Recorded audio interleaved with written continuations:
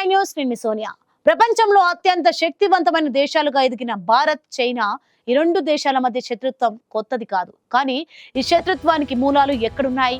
ఈ వైరానికి పునాదులు ఎక్కడ పడ్డాయి? ఇది కేవలం ఒక సరిహద్దు వివాదం కాదు, దశాబ్దాల రాజకీయ, చారిత్రక, భౌగోళిక అంశాల కలయిక.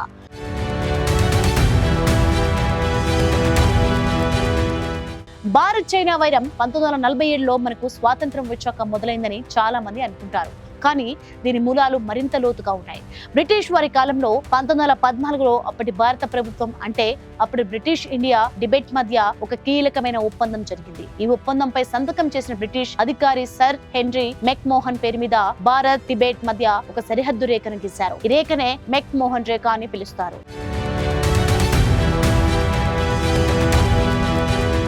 బ్రిటిష్ ప్రభుత్వం 1938లో ఈ రేఖను చూపిస్తూ ఒక మ్యాప్ ను కూడా విడుదల చేసింది. కానీ 1949లో పీపుల్స్ రిపబ్లిక్ ఆఫ్ చైనా ఏర్పడిన తర్వాత కథ మారింది. ఆ తర్వాత చైనా ఈ ఒప్పందాన్ని అంగీకరించడానికి నిరాకరించింది. టిబెట్ పై చైనాకే హక్కు ఉందని వాదించడం మొదలుపెట్టింది. టిబెట్ స్వతంత్ర దేశం కాదని, ఆ ప్రభుత్వం చేసుకున్న ఏ ఒప్పందాన్ని తాము పాటించాల్సిన అవసరం లేదని చైనా వాదించింది. ఈ వాదనతోనే వైరం మొదలైంది. ఆ తర్వాత 1951లో చైనా టిబెట్ ను ఆక్రమించుకుంది. దీంతో పరిస్థితి మరింత ఉద్రిక్తంగా మారింది.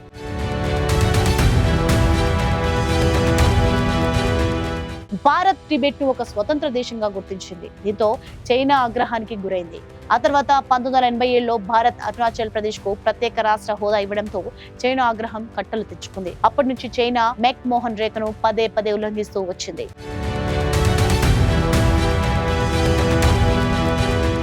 లైన్ ఆఫ్ యాక్చువల్ కంట్రోల్ చుట్టుపక్కల ప్రాంతంలో తన సైనిక కార్యకలాపాలను పెంచింది.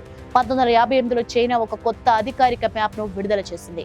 ఆ మ్యాప్ లో భారత్ లోని మొత్తం ఈశాన్య ప్రాంతం, లడాక్, ఉత్తరప్రదేశ్, హిమాచల్ ప్రదేశ్ వంటి ప్రాంతాలు కూడా తమవేనని పేర్కొంది. దీనిపై సర్వే చేయాలని నాటి ప్రధాని పండిట్ జవహర్ లాల్ నెహ్రూను డిమాండ్ చేసింది. కానీ నెహ్రూ ఆ డిమాండ్ ను పూర్తిగా తిరస్కరించారు.